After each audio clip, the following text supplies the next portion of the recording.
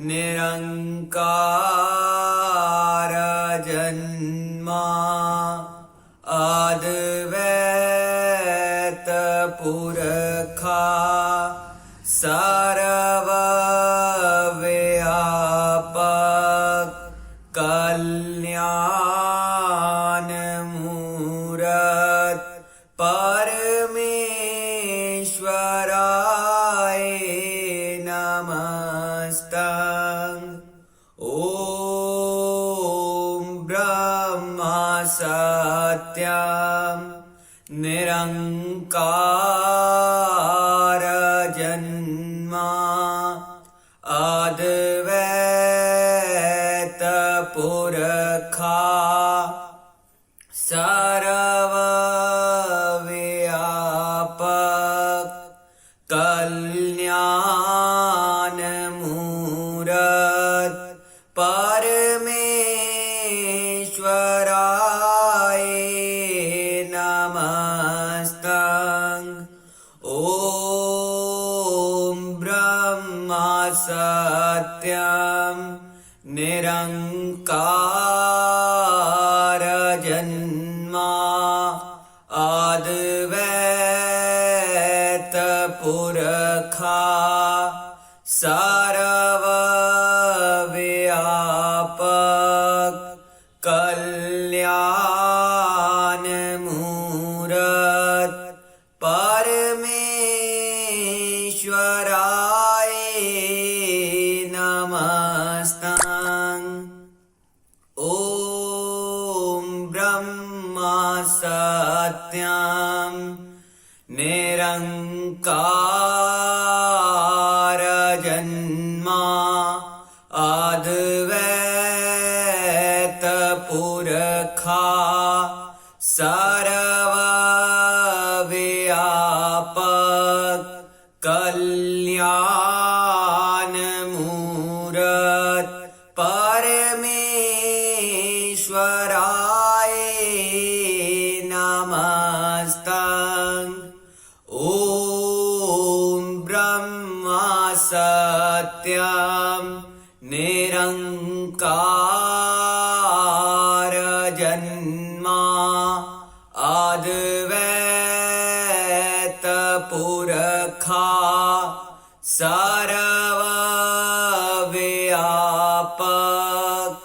कल्याण मूरत परमेश्वराय नमस्तं। परमेश्वराय नमस्तं। परमेश्वराय नमस्तं। नारायण पद बंदिए ताप तपन होए दूर।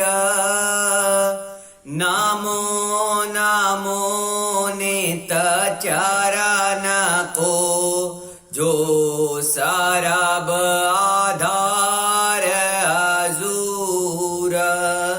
हृदय से मारो नाम को नित चरणी करो दंडोत। सत श्रद्धा से पूजिए राख सत गुर की ओट। दुविधा मिटे मंगल होए जो चरण कवल चित धार। हृदय सिद्ध आवे घर माही पावे जय जयकार। साचा ठाकुर सर्व समराथा अपरम शकत अपार मंगल कीजे वंदना नित चरनी बलिहार सात मार्ग सोझी मिली तन मन भया निहाल गवन मिटी संसार की सतगुर मिले दयाल बार बार करूं वंदना सतगुर चरनी माही मंगत सतगुरु भेट से फिर गर्भ नहीं आई बार बार करूं वंदना सतगुर चरनी माई मंगत सतगुर भेट से फिर गर्भ नहीं आई। ओम ब्रह्म सत्यम सर्वधार। दुर्लभ जग में सो आए जिन पाई साची रास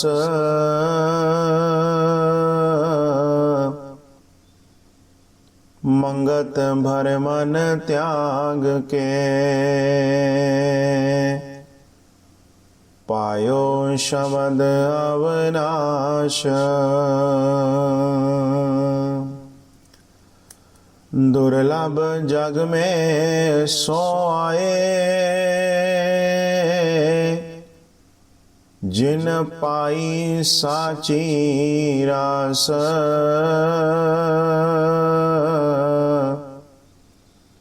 मंगत भर मन त्याग के पायो शब्द अविनाश।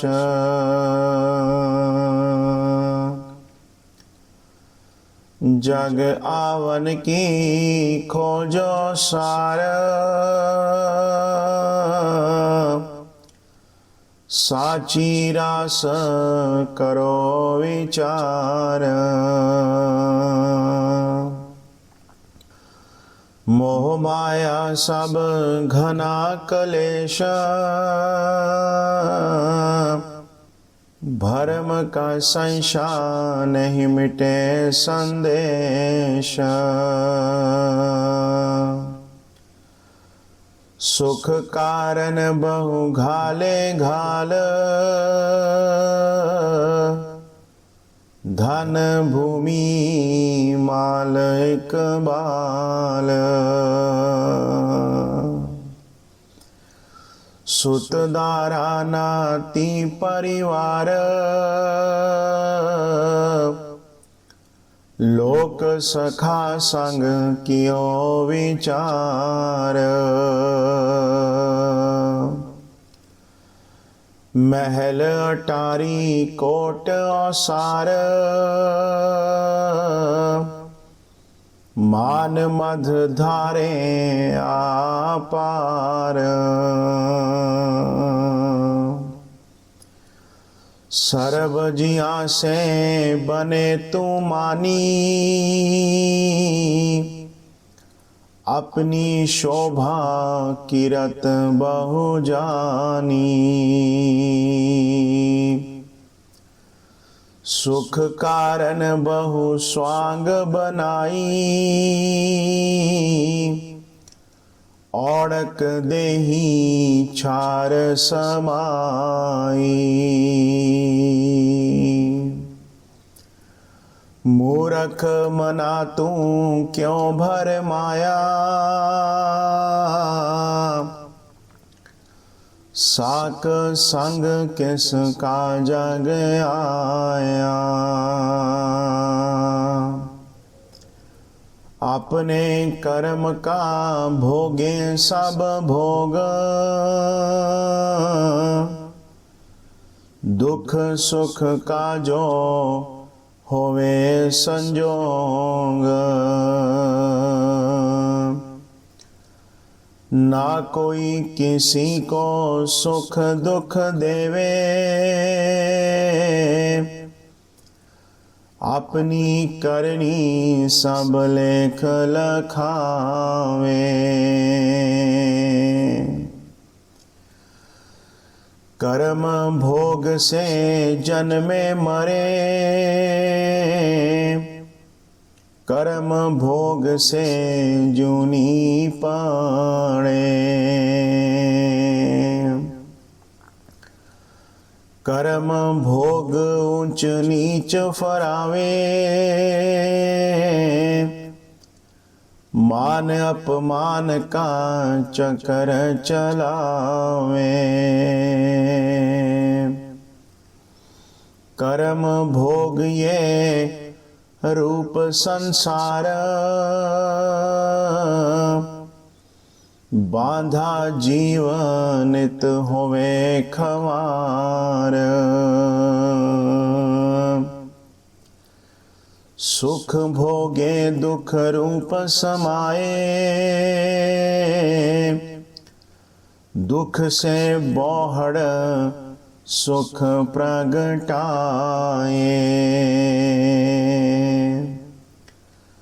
दुख सुख भोग कर्म जंजाल, पलक न छूटे जीव दुख भाल।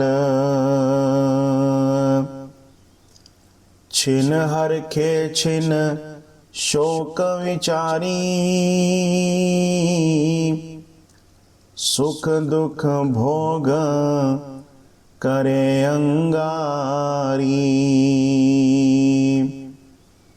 बार बार इच्छा भर मावे, साची शांत नहीं मन मुख पावे। एह विध अनेक जन्म को धारी, दुख सुख भोगे जीव अंधेयारी। साचा सुख नहीं सार पहचानी, हाहाकार करें जग प्राणी। कर्म भोग को भोग के जीव रहे अशांत, मंगत दुख सुख द्वंद्व में सदा रहे भरमांत। कर्म भोग को भोग के जीव रहे अशांत, मंगत दुख सुख द्वंद्व में सदा रहे भरमांत। ओम ब्रह्म सत्यम सर्वधार। ओम ब्रह्म सत्यम सर्वधार।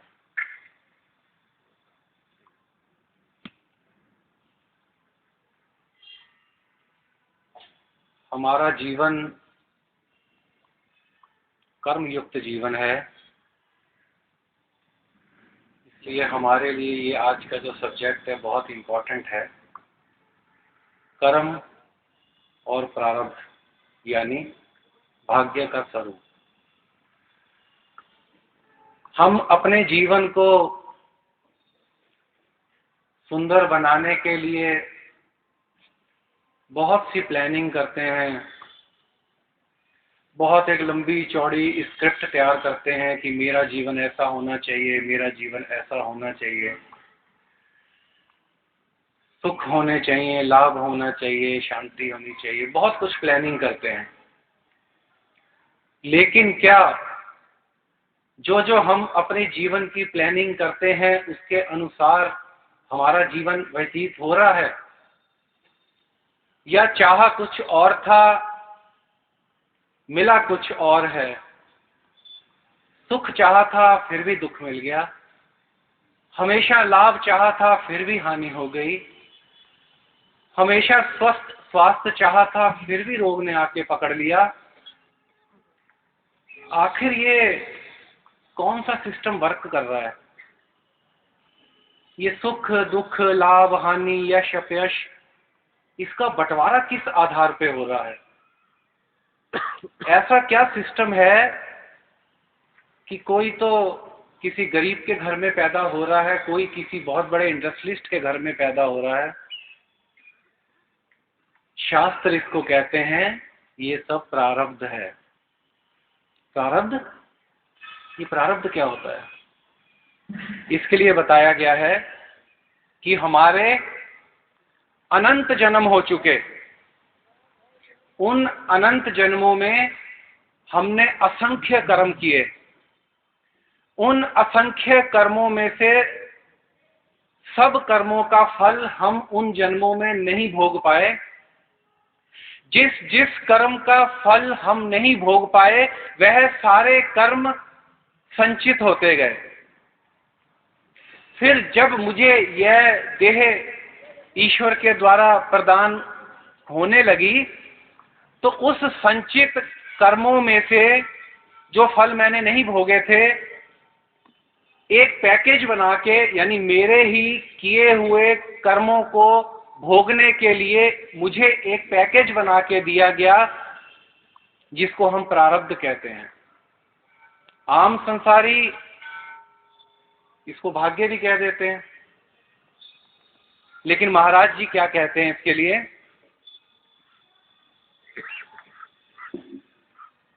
समता विलास ग्रंथ में, मौत, जन्म, दुख और सुख सब कर्मों का फल है, कोई ताकत इनसे छुड़ा नहीं सकती, जरूरी भोग भोगना पड़ता है।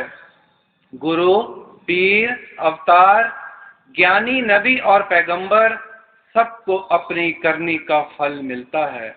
यह ईश्वर की माया का खेल है। सबको, है ना, सबको, चाहे कोई अवतार है, चाहे पीर है, पैगंबर है, जब उसका इस देह में जन्म हुआ उसके ही किए हुए प्रारब्ध, उसके ही किए हुए संचित कर्मों में से पैकेज दिया गया जिसको कोई ताकत बदल नहीं सकती। हमने भी सतगुरुदेव का जीवन सुना है, पढ़ा है। जहां तक हमारी सबकी जानकारी है, इस वर्तमान जीवन में तो गुरुदेव से कोई भी ऐसा कर्म नहीं हुआ था जिसको हम गलत कर्म कह सकें। इतना सात्विक जीवन कि शायद पूरा जीवन तो वर्णन कोई नहीं कर सकता।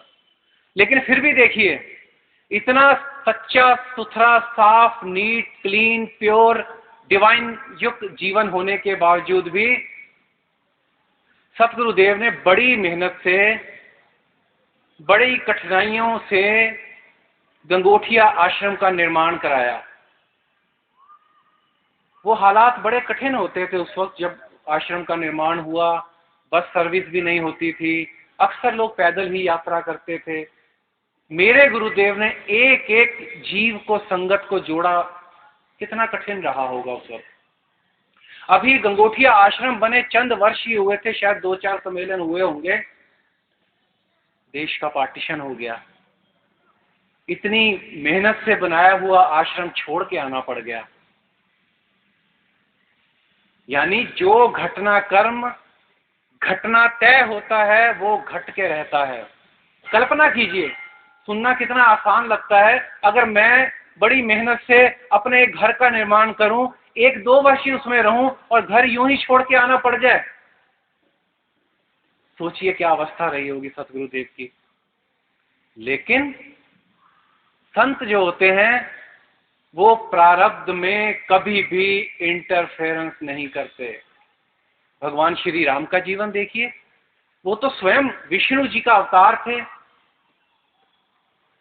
गुरु विशिष्ट जैसे इतने ज्ञानी उनके गुरु थे, उनको भी रात को ये नहीं पता था कि सुबह मुझे वनवास होगा या राजगद्दी सिंहासन मिलने वाला है।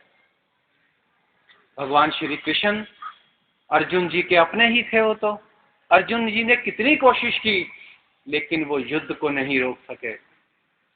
भगवान श्री कृष्ण कहते हैं ये जो खड़े हैं इन सबके प्रारब्ध में युद्ध निश्चित है।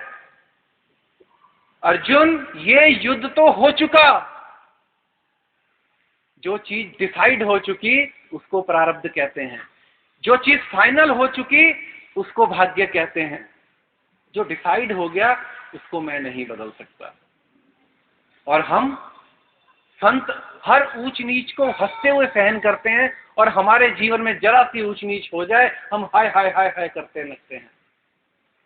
कभी पंडित जी पे जाते हैं, हस्तरेखा दिखाते हैं, कभी उपचार करते हैं, कभी तावीज बांध लेते हैं, ना जाने क्या क्या करते हैं। सतगुरुदेव ने क्या कहा इसके लिए?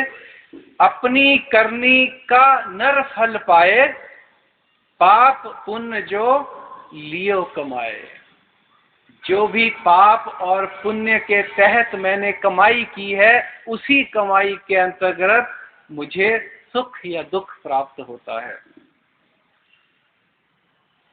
भगवान श्री राम जी को जब वनवास हो गया, एक दिन की बात है, मां जानकी प्रभु श्री राम जी कुशा की चटाई पर रात्रि को विश्राम कर रहे थे। उनके बगल में निषाद राज जी बैठे थे और लक्ष्मण जी बैठे थे। निषाद राज जी उस वनवास की घटना के लिए कभी कैकेयी जी को दोषी ठहराने लगे, कभी विष्णु जी को दोषी ठहराने लगे। वास्तव में हम भी ऐसे ही है ना, अपने मन की परिस्थितियों के अनुसार मेरे किए हुए कर्मों के फल जो मुझे प्राप्त होते हैं उसके लिए मैं इन सबको दोषी ठहराता रहता हूं। जब वो काफी इस प्रकार की चर्चा करने लगे तो लक्ष्मण जी ने उनको समझाया और कहा, समझाते हुए निषाद राज जी को, काहू न को सुख दुख कर दाता, निज कृत कर्म भोग सब उभराता। ये जो कुछ भी हो रहा है इस संसार में कोई भी सक्षम नहीं है कि मुझे दुख दे सके, कोई भी सक्षम नहीं है कि मुझे सुख दे सके। जो भी दुख सुख प्रेमियों, हमारे दुख का सबसे बड़ा कारण यह है कि हम इस सत्य को नहीं समझते। इसने कर दिया, इसने कर दिया, उसने कर दिया। अगर मुझे ऐसी पत्नी मिल जाती, मुझे ऐसा पति मिल जाता तो मेरा जीवन ऐसा होता। ना ना ना ना ना, जो बो के आया हूं वही इन सब के द्वारा मुझे प्राप्त हो रहा है। कह रहे काहू न को सुख दुख कर दाता, निज कृत कर्म भोग सब भ्राता। अगर मैं कर्म और प्रारब्ध के चक्कर को ठीक से समझ गया तो आज के बाद अगर मेरे जीवन में कुछ ऊंच या नीच हो तो मुझे उंगली यहां यहां यहां नहीं रखनी। मेरे बच्चे ऐसे, मेरे माता पिता ऐसे, मेरी पत्नी ऐसे, मेरा पति ऐसा, नो नो नो नो। इस सब कर्मों के द्वारा जो मुझे प्राप्त मिला है, क्योंकि इसका जिम्मेवार मैं हूं, रेस्पॉन्सिबल मैं था पिछले कई जन्मों में, इसलिए अगर इन सब को चेंज करना है तो मुझे किसी पंडित जी के पास जाने की जरूरत नहीं है, मुझे अपने पास आना है। रिस्पॉन्सिबल मैं हूं, चेंज भी मुझे ही करना है। हम दिन भर जो भी कर्म करते हैं उसमें कुछ कर्म होते हैं, कुछ प्रारब्ध होता है। देखते हैं हमारे जीवन में होने वाले हर घटना में कर्म का पार्ट कौन सा है और प्रारब्ध का पार्ट कौन कौन सा है।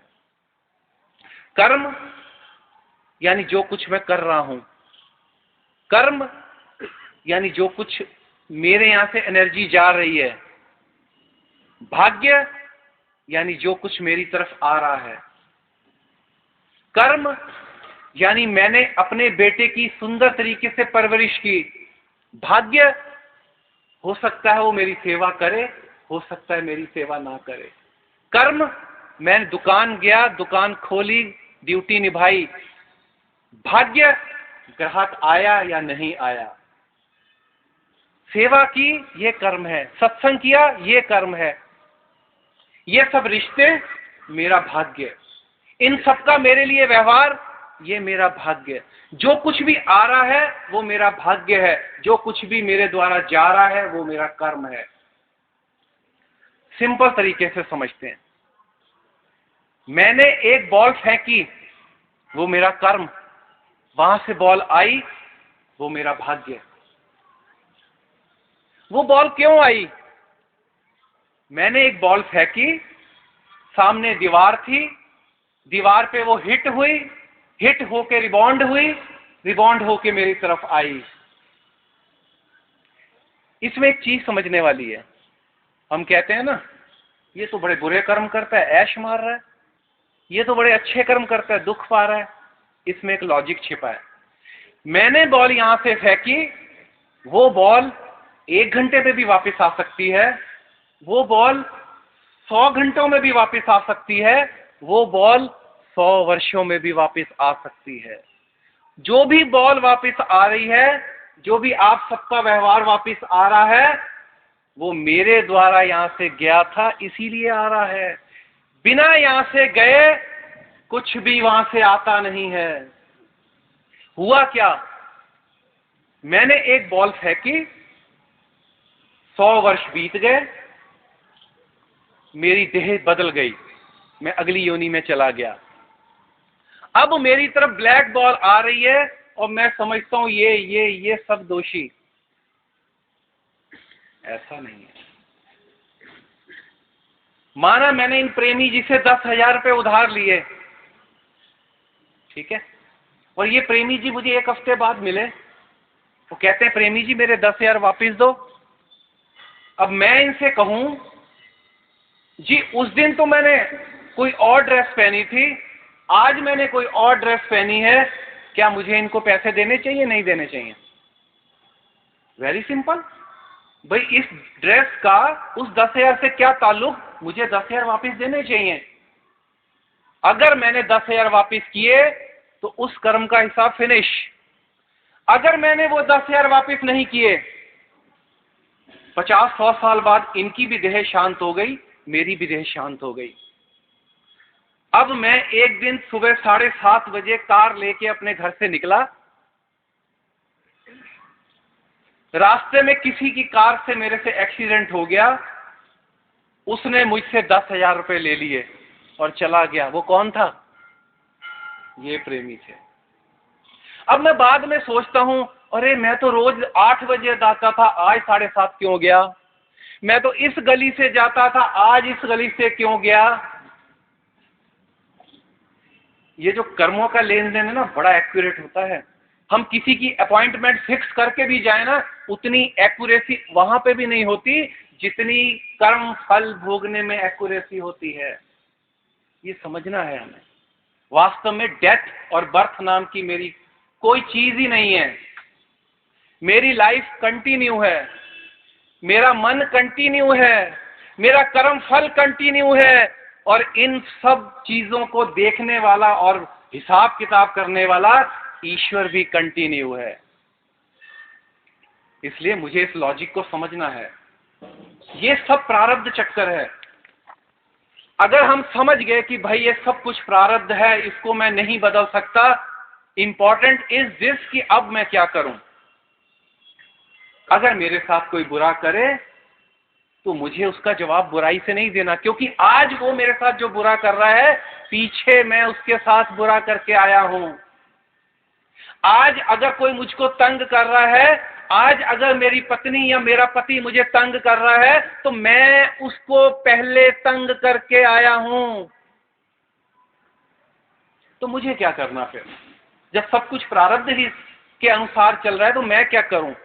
अगर मुझे कोई तंग करता, अगर मुझे कोई अपमान करता, अगर मुझे कोई हानि पहुंचाता, तो मैं उसको दुआएं दूं, मैं उसको प्रेम करूं, मैं उसको सहयोग दूं। क्यों? क्योंकि मुझे ये खाता आज यहां खत्म करना है। उसने मुझे तंग किया, मैंने आज फिर तंग किया, वो मुझे पिछली बार के तंग के बदले तंग कर रहा है। अगर आज भी मैंने उसे तंग किया तो अगली बार फिर हम मिलेंगे, फिर वो मुझे तंग करेगा, फिर मैं उसको तंग करूंगा, फिर वो नेगेटिव एनर्जी मुझे देगा, फिर मैं नेगेटिव एनर्जी उसे दूंगा। तो ये खाता कैसे खत्म होगा? तभी तो प्रेमियों कलयुग बढ़ता जा रहा है। जो भी मेरे साथ इस संसार में कोई भी कैसा व्यवहार करे, मुझे हमेशा पॉजिटिव एनर्जी उसको देनी है, मुझे उसकी नकल नहीं करनी, उसकी कॉपी से मेरे प्रारब्ध नहीं बनता, भाग्य नहीं बनता, मेरे कर्म करने से मेरा भाग्य बनता है। सतगुरुदेव कह रहे हैं, सकल चक्कर संसार का भावी फेर फराए, मंगत त्रय गुण रूप जो भावी सो कहलाए। पूरा संसार चक्कर प्रेमियों 3 गुणों में विचर रहा है, पूरा संसार चक्र। और अपना नेक्स्ट प्रारब्ध सुंदर बनाने के लिए प्रभु ने मुझको 3 ऑप्शन दिए हैं।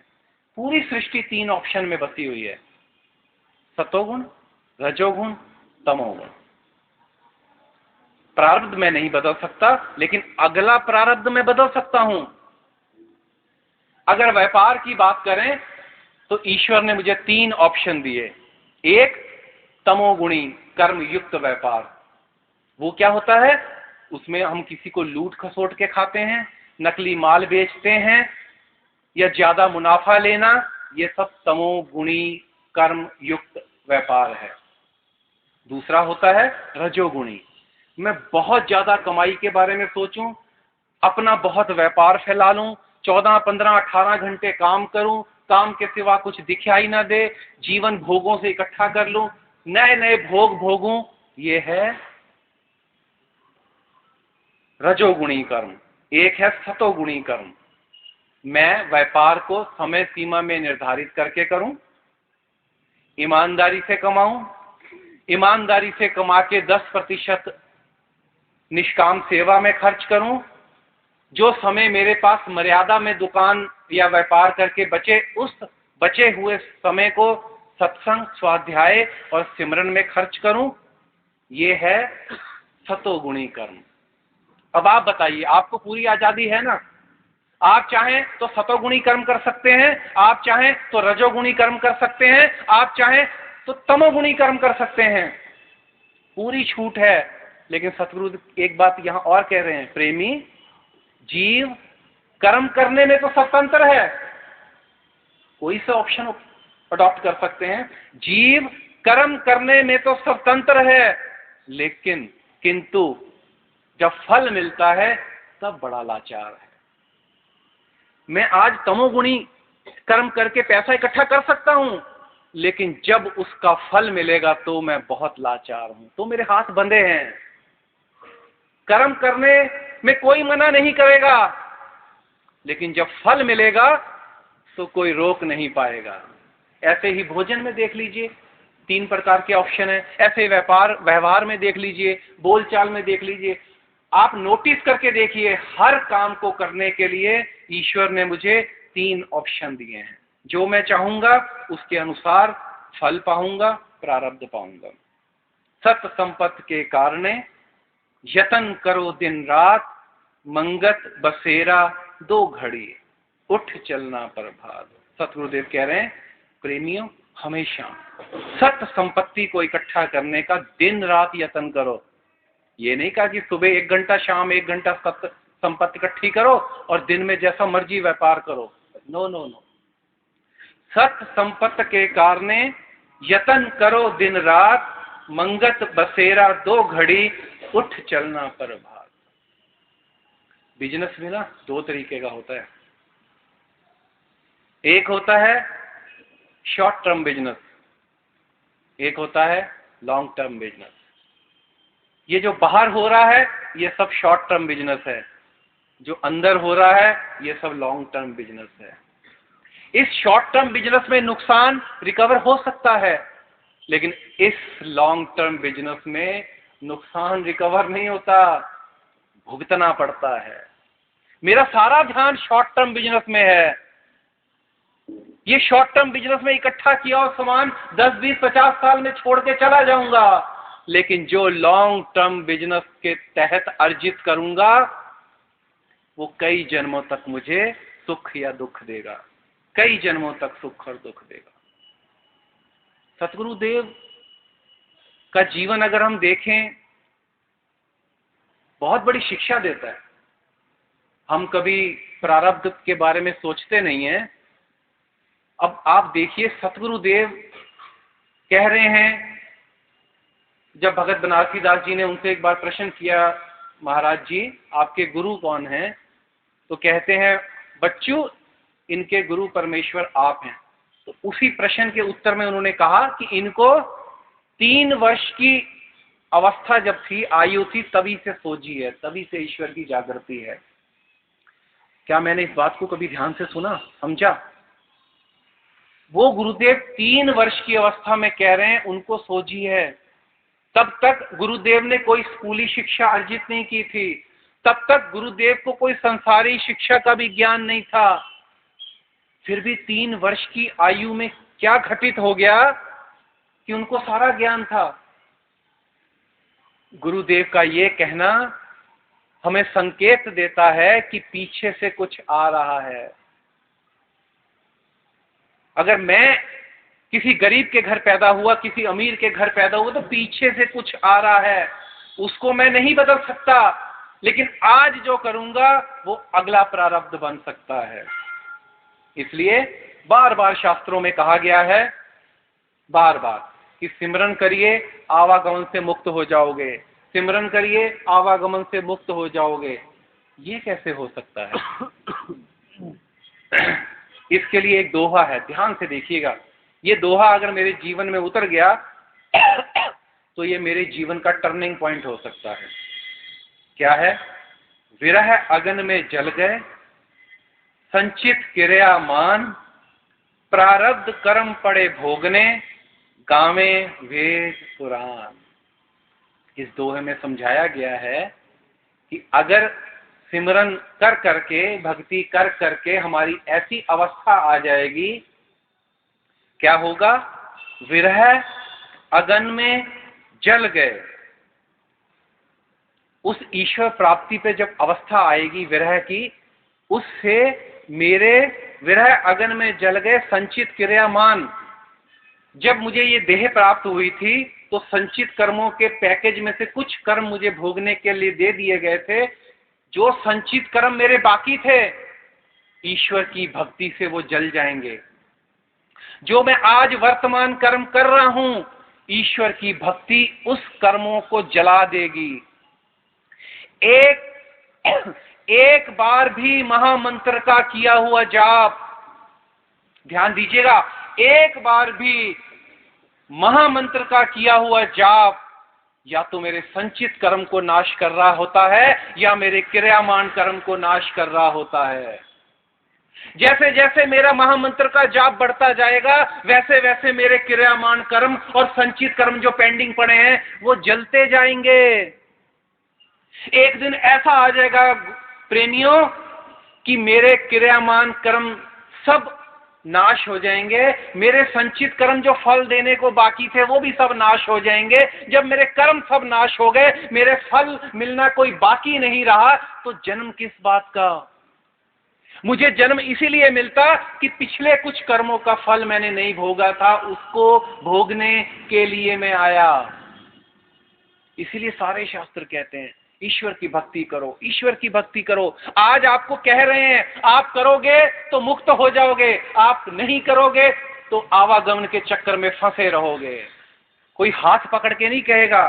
गुरुदेव आए, शास्त्रों में हमें सब समझा के चले गए, लेकिन मैं हूं कि मानता ही नहीं। जीवन बहुत अमूल्य है। दोबारा फिर पता नहीं ये योनि प्राप्त हो ना हो, योनि प्राप्त हो भी जाए दोबारा फिर पता नहीं ऐसे गुरु मिले ना मिले। बड़े भाग्य से ऐसे गुरु प्राप्त होते हैं। सतगुरुदेव ने कहा कर्म जो किए हैं उनका फल जरूरी भोगना पड़ता है, मगर ईश्वर की उपासना से, देखिएगा, कर्म जो किए हैं उनका फल अवश्य भोगना पड़ता है, मगर ईश्वर की उपासना से। क्या? मगर ईश्वर की उपासना से उन कर्मों के फल की आसक्ति से मुक्त हो जाता है। कर्म नहीं रुकेंगे, कर्मों से मुक्त नहीं होगा, मगर उस कर्मों के फल की आसक्ति से मुक्त हो जाता है, यानी निर्द्वंद अवस्था को प्राप्त हो जाता है। यह स्थान असली खुशी का है। देखा है ना हमने, संतों के जीवन में बड़े उतार चढ़ाव आते हैं, वो दुखी क्यों नहीं होते? हम दुखी हो जाते हैं, वो दुखी नहीं होते, क्योंकि वो उन कर्मों के आसक्ति से मुक्त हो जाते हैं, यानी निर्द्वंद अवस्था को प्राप्त हो जाते हैं। यह स्थिति असली खुशी की है। एक संत हुए हैं श्यामाचरण लहरी जी, बंगाल के। उनके कई शिष्य थे, अक्सर शिष्यों के घरों में वो सत्संग करने के लिए जाया करते थे।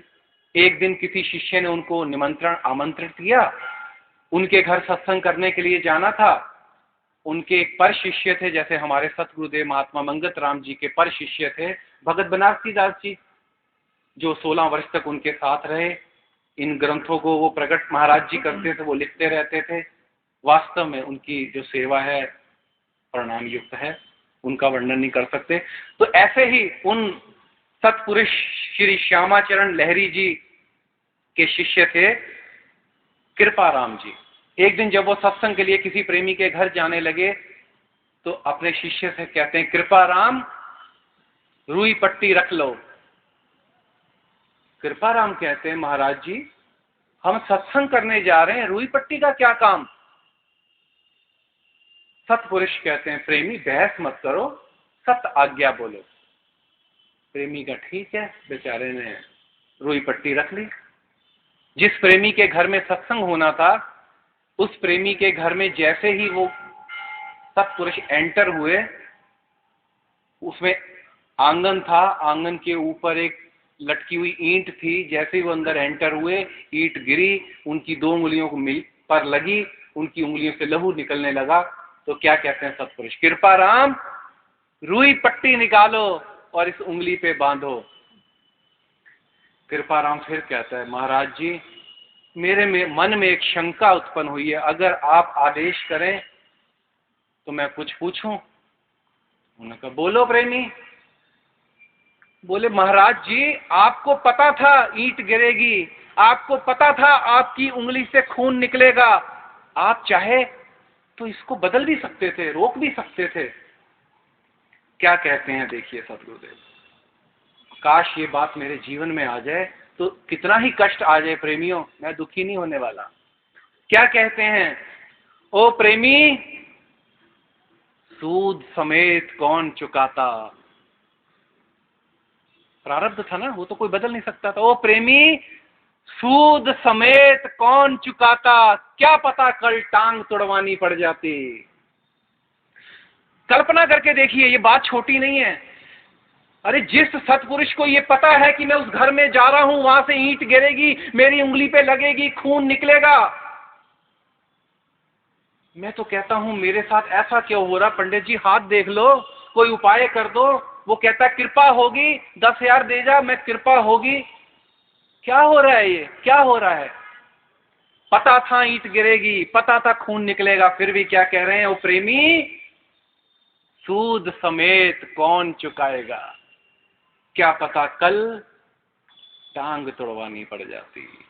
कर्म फल प्रेमियों भोगना पड़ता ही है। कर्म का उद्गम कहां से होता है? कहते हैं thought is the seed of action, thought is the seed of action, यानी विचार ही कर्म का बीज है। इसलिए सब संतों ने विचार को शुद्ध करने के लिए सत्संग में आने के लिए प्रेरणा दी। इसलिए हमें जितना हो सके प्रेमियों सत्संग में जाना चाहिए, क्योंकि सत्संग ही बीज है मेरे कर्मों को बदलने के लिए। क्योंकि जब तक मेरे कर्म नहीं बदलेंगे तब तक मेरा भाग्य नहीं बदलेगा, तब तक मेरा प्रारब्ध नहीं बदलेगा, चाहे मैं कितनी कोशिश कर लूं। जो भी सत्संग में सुने, जो भी सुने उसको अपने जीवन में अप्लाई करें। केवल सुनने से काम नहीं होगा, अप्लाई करें और अपने जीवन को सफल बनाएं। ओम ब्रह्म सत्यम सर्वदा। तू पार ब्रह्म परमेश्वर, तीन काल रछपाल, नित पाऊं शरणागति, सत चरण कमल दयाल। तू नित पतित उद्धार है, पूरन प्रभ जगदीश। मोह माया संकट हरो, दीजो ज्ञान संदेश। नित ही तेरे चरण की, मन में रहे परीत। तू दाता दातार है, पुरखोत्तम सुखरीत। पवन पानी बैसंतर, धरती और आकाश। सबको सर्जन हार तू, आदि पुरख अविनाश। घट घट व्यापक तू सर्ब जियां आधार। अनमत कुकर को राख ले, कृपा निध करतार। काल कर्म जाए दूषना, खल बुद्धि हरो अज्ञान। सत श्रद्धा अखंड प्रेम चित ध्यान। दीनानाथ दयाल तू, पल पल होत सहाय। कीरत साचे नाम की, मन तन आए समाय। अंतर का सब खेद हरो, दीजो सत विश्वास। शरणागत हूँ मंदमति, घट अंतर करो प्रकाश। अंतर्गत सिमरन करूं, निरंतर धरूं ध्यान। घट घट में दर्शन करूं, आदि पुरख भगवान। तू साचा साहिब सरब प्रकाशी, शब्द रूप आखंड। गुनी मुनि उस्तति करें, तन मन पाए आनंद। होवे दयाल तू सत परमेश्वर, देवे धीर अपार। निमख सिमरण करूं, चित चरण रहे आधार। काया अंतर प्रत्यक्ष होवे, नाद रूप विस्माद। पल पल कीजूं आरती, तन मन तजूं व्याध। जग आवन सुफला होवे, तेरी आज्ञा मन में ध्याऊं। अंतर्गत करूं आरती भव दोस्तर आंध मत मूढ़ा नित प्रति तेरे चरनी करे पुकार मंगत मांगे दीनता सत्य धर्म सुख सार आंध मत मूढ़ा नित प्रति तेरे चरनी करे पुकार मंगत मांगे दीनता सत्य धर्म सुख सार समता धर्म हृदय रसे बिख ममता होवे नाश सत्य स्वरूप परमात्मा जल थल पाऊं पर सब जीवों से प्रेम हो तन मन सेवादार समता साधन पाए के नित पर जय जयकार सत्य कर्म सत निश्चय निर्मल पाऊं विचार मंगत समता धार के जीत चलो संसार सत्य कर्म सत निश्चय निर्मल पाऊं विचार मंगत समता धार के जीत चलो संसार ओम